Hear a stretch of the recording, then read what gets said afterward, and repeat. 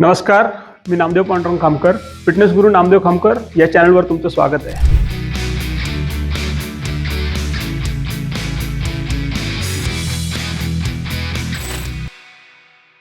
शोल्डरचा आपण एक भाग केला. आज शोल्डरचा आता आपण दुसरा भाग घेणार आहोत. यामध्ये 5 वर्कआउट असणार आहेत आणि ते कशा पद्धतीने करायचे आहेत मी तुम्हाला स्टेप बाय स्टेप सांगेन. आता आपण डंबेल्सनी बेंट ओव्हर लॅटरल रेजेस करणार आहे. तर तो 2 पद्धतीने करता येतो. जो तुम्हाला आवडेल त्या पद्धतीने करा. मी दोन्ही आता तुम्हाला दाखवेन आणि त्या दोन्हीपैकी जी तुम्हाला योग्य वाटेल ती पद्धत वापरू शकता. थोडा मसल ग्रुप वेगवेगळा आहे त्याच्यामध्ये, पण जी तुम्हाला आवडेल ती तुम्ही नक्की वापरून बघा. किंवा एक अगोदर वापरत असाल तर ही नवीन पद्धत सुद्धा वापरून बघा, आवडेल तुम्हाला. शोल्डरच्या मागच्या भागासाठी स्पेशली हा व्यायाम केला जातो. रेडेड बोलतो त्याला आपण, पण शोल्डरचा मागचा भाग त्याच्यामध्ये ट्रेन होतो. ठीक आहे, आता मी तुम्हाला डंबल्स कसे मारायचे एक्झॅक्टली दाखवतो.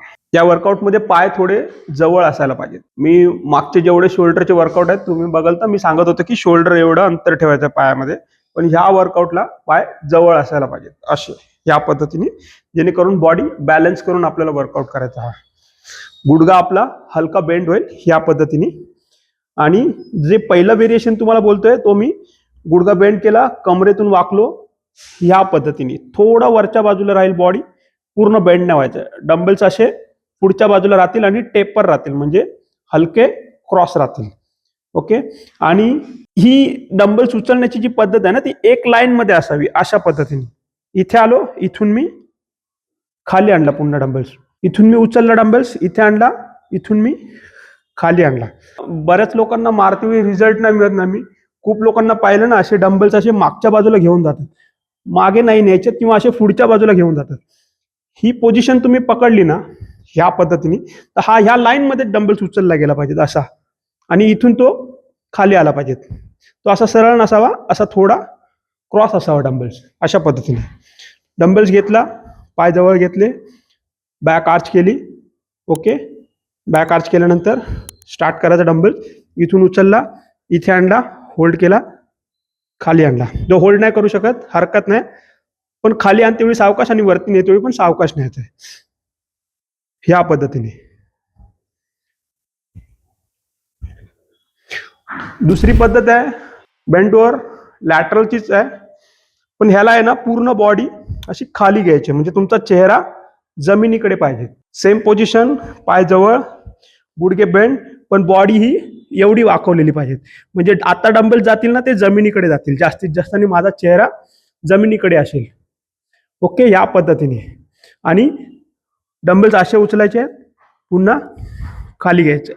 या पद्धतीने उचलायचं, एक लाईन मध्ये डंबल्स पुन्हा खाली घ्यायचे. आता ह्या वेळेला डंबल्स आपले क्रॉस नसणार, सरळ असतील जमिनीच्या बाजूला, एका लाईन मध्ये. उचलला मी डंबल्स, खाली आणला. या दोन्ही पद्धतीने तुम्ही मारून बघा, छान वर्कआउट आहे, खूप चांगला रिझल्ट मिळेल तुम्हाला. आता आपण जो लॅटरल डंबेल रेजेस होती ना, त्याला व्हेरिएशन म्हणून ही तुम्ही मशीन वापरू शकता. दोन्ही वर्कआउट एकत्र नका करू. शक्यतो पहिले 2-3 महिने डंबल्स वापरा आणि 2-3 महिन्यानंतर व्हेरिएशन म्हणून तुम्ही या पद्धतीची मशीन वापरू शकता. रिझल्ट खूप छान आहे या मशीनचा. पण तुम्ही दोन्ही वापरणार ना, तर म्हणजे ज्याला आपण काही वर्कआउट असे असतात ना, जे तुम्ही आता डंबल्स आहेत, तर डंबल्स तुम्ही जास्तीत जास्त हेवी मारू शकता, पण मशीन तेवढ्या हेवी मारू शकत नाही आपण, कारण त्यांचं काम आहे ना टोन देण्याचं आहे. त्यामुळे तुम्ही जेव्हा शोल्डर मसल मास वाढवायचा प्रयत्न कराल ना, तर जास्तीत जास्त बार आणि डंबल्सवर जोर द्या, आणि टोन देते वेळी आहे ना तुम्ही या मशीन वापरू शकता. किंवा ज्यांना फक्त नॉर्मल फिटनेस म्हणून करायचं आहे ते लोक दोन्ही वापरू शकतात. पण जर तुम्हाला प्रॉपर इम्प्रूव्हमेंट करायची आहे ना तुमच्यामध्ये, तर मी माझ्या एका व्हिडिओमध्ये सांगितल्याप्रमाणे दर 3 ते 4 महिन्याला तुमचा वर्कआउट चेंज होणं गरजेचं आहे. आता चेंज म्हणजे काय, तर अशा पद्धतीचा चेंज होईल की तुम्ही 3 महिने डंबल्स वापरले लॅटरल डंबल रेजिसला, आता तुम्ही उरलेले 2-3 महिने ही मशीन वापरा, त्यावेळेला डंबल्स ड्रॉप करा. तर ही मशीन कशी मारायची मी तुम्हाला आता एक्सप्लेन करतो. मशीनच्या मी अगदी असा क्रॉस उभा आहे 90 डिग्रीमध्ये, म्हणजे ही मशीन अशी आहे आणि मी असं आहे, आणि माझी पुली जी तुम्ही वर्कआउट स्टार्ट करणार ती बरोबर माझ्या मधोमध आहे अशा पद्धतीने. ठीक आहे, आणि तुम्ही हा डी हँडल तुमच्या जिम मध्ये असेल ना तो वापरा, किंवा दुसरा एक आहे वेगळ्या पद्धतीचा हँडल, तो सुद्धा वापरू शकता. तर हा उत्तम आहे. मशीनला मी क्रॉस उभा राहिलो 90 डिग्रीला. त्याचा रोप आहे ना मी आता मशीनचा जो सेंटर आहे जिथून रोप स्टार्ट होतो त्याच्या मी बरोबर जवळ उभा आहे. एक हात मी इथे माझ्या पोटाच्या खालच्या भागात पकडला, मनगट फिक्स केला आणि जी आपण लॅटरलला मुवमेंट होती ना, हलका एल्बो बेंड, ती इथे सुद्धा राहील. सरळ हात नाही ठेवायचा, हलका एल्बो बेंड राहील. उचलते वेळी पूर्ण वजन शोल्डरने उचलायचं. हा व्यायाम सुद्धा सुरुवातीला हलका मारा प्रॅक्टिस होईपर्यंत. ठीक आहे. उभा राहिलो मी, बॅक आर्च केली. आता इथून मशीन मी रोप खेचला, ह्या लेवलला आणला, इथे थांबलो, इथून मी पुन्हा खाली घेऊन गेलो. आता याच्यामध्ये मुवमेंट कुठे आहे? कुठेच नाही, फक्त शोल्डरमध्ये आहे, एल्बोमध्ये नाही आहे, मनगटमध्ये नाही आहे. तो फिक्स राहील. मी इथून उचलला, या लेवलला आणला, इथून मी खाली नेला. तर ही मारते वेळी तुम्ही जर बघाल तर माझा रोप आहे ना, असा एक लाईनमध्ये चाललाय. तो असा किंवा असा नाही धावत आहे, तो एका लाईनमध्ये रोप माझा असा एका लाईनमध्ये आलाय, इथे आला, पुन्हा मी ह्या पद्धतीने खाली घेऊन गेलो. तर आणखी एक चूक काय करतात, हा ना शोल्डरच्या लेवलला तुमच्या थांबला पाहिजे, या लेवलला, बस अशा पद्धतीने. तो असा एकदम असा वरती नाही घेऊन जायचा, काहीच गरज नाही. तो इथे येऊन थांबला पाहिजे आणि पुन्हा तो खाली आहे, या पद्धतीने. आपण लॅटरलला जसं मशीनमध्ये व्हेरिएशन घेतलं ना, तसं फ्रंट डंबलला सुद्धा अल्टरनेटिव्ह म्हणून किंवा एक व्हेरिएशन म्हणून तुम्ही या पद्धतीची मशीन मारू शकता. हिला लो पुली फ्रंट रेजिस असं बोलतात. ठीक आहे. जे आपण फ्रंट डंबल रेजिस मारत होतो ना, तशाच पद्धतीने आहे, फक्त याच्यामध्ये थोडा फरक आहे की डंबल्स आपण इथून स्टार्ट करत होतो, मांडीच्या पुढे पकडून. अशा पद्धतीने मशीन फक्त आपली जेव्हा स्टार्ट होईल तेव्हा आपला हात थोडासा मागच्या बाजूला जाईल, ह्या पद्धतीने. एकदम पाठी नाही न्यायचा, दुखापतीचे चान्सेस जास्त आहेत. त्यामुळे मशीनच्या थोडा जवळ उभा राहा, एकदम अशी पुढच्या बाजूला मशीन घेऊन नाही जायचंय. जवळ उभे राहा मशीनच्या, मशीनचा रोप बरोबर बाजूला असला पाहिजे आणि इथे मशीनचा हँडल एंड झाला पाहिजे. उचलते वेळी सेम हँडल माझा डोळ्याच्या लेवलला येईल आणि इथे थांबेल हँडल आणि पुन्हा तो जागेवर येईल, अशा पद्धतीने. आता प्रत्यक्ष करून दाखवतो तुम्हाला. मी मगाशी सांगितलं तसं तुम्ही व्हेरिएशन म्हणून हा नक्की वापरून बघा, खूप छान रिझल्ट आहे मशीनचा. हँडल पकडला मी, इथे स्टार्ट झाला, याच्या पाठी नाही न्यायचा, इथे तो एंड होईल. त्यामुळे मी मगाशी सांगितलं की मशीन पासून जास्त पुढे नाही जायचंय, मशीनच्या जवळ उभं राहायचंय आणि जिथून मी रोप स्टार्ट करणार ती बाजू माझ्या अगदी बाजूला असली पाहिजे. एकदम असा मशीन पासून ह्या बाजूला पण लांब नाही जायचं आणि पुढेही नाही जायचं, मशीनच्या अगदी बाजूला उभा राहायचं. हँडल पकडला मी, इथून मी उचलला, इथे आणला, होल्ड केला, खाली येऊन पुन्हा मी इथून उचलला, डोळ्याच्या लेवलला नेला, खाली घेऊन आलो. अशा पद्धतीने हा व्हेरिएशन करायचं आहे. आपण जो लॅटरलला जे व्हेरिएशन करते मी सांगितलं तुम्हाला की रोप एक लाईन मध्ये पुढे येईल, एक लाईन मध्ये खाली जाईल, अशा पद्धतीने. छोटे छोटे पॉइंट्स आहेत, पण तुम्ही इम्प्रूव्ह करून बघा, खूप छान रिझल्ट आहेत काही मशीन्सचे, आणि वापरून बघा नक्की. आता आपण अपराईट बार्बेल रो करणार आहे. याचं थोडंसं कन्फ्युजन आहे. काही लोक बॅकच्या दिवशी करतात, काही लोक शोल्डरच्या दिवशी करतात. चॉईस तुमचा आहे, तुम्ही दोन्हीपैकी कोणत्याही दिवशी निवडू शकता. पण मी माझ्या इकडे शक्यतो शोल्डर सोबतच देतो, बॅकच्या दिवशी देत नाही, कारण बॅकचे वर्कआउट खूप आहेत. त्यामध्ये डेडली, बार्बेल रोईंग, बरेचसे वर्कआउट असतात. त्यामुळे मी अपराईट बार्बेल रो शोल्डरच्या दिवशी देतो. ठीक आहे. त्यामुळे तुम्ही त्या पद्धतीने तो करू शकता. आणखी एक थोडं कन्फ्युजन आहे ग्रिपच्या बाबतीत, की ग्रिप जवळ पकडायची की लांब पकडायची.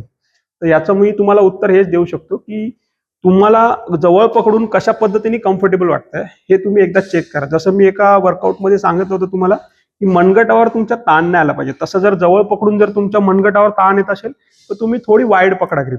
पण शक्य होईल तो जवळ पकडा. 8-9 इंचाच्या आसपास साधारण अंतर असावं, 9-10 इंच, त्याच्यावर नको जास्त.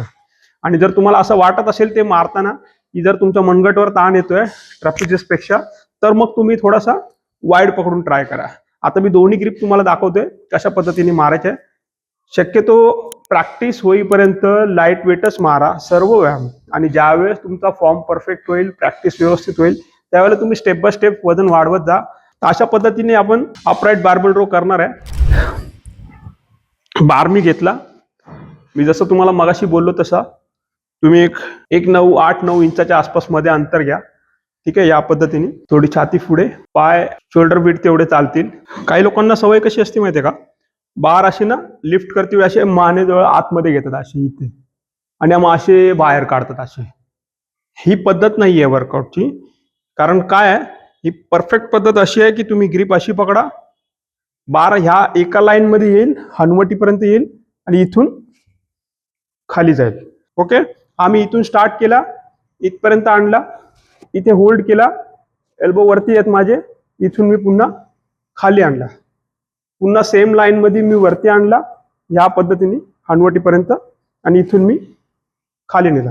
आता मी तुम्हाला जी वाईड ग्रिप बोललो ना, ती तुम्ही ट्राय करून बघा या पद्धतीने.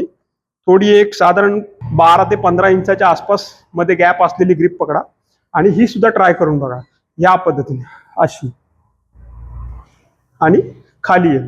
सेम पोझिशन राहील, एल्बो वरच्या बाजूला असतील या पद्धतीने, आणि पुन्हा खाली येईल.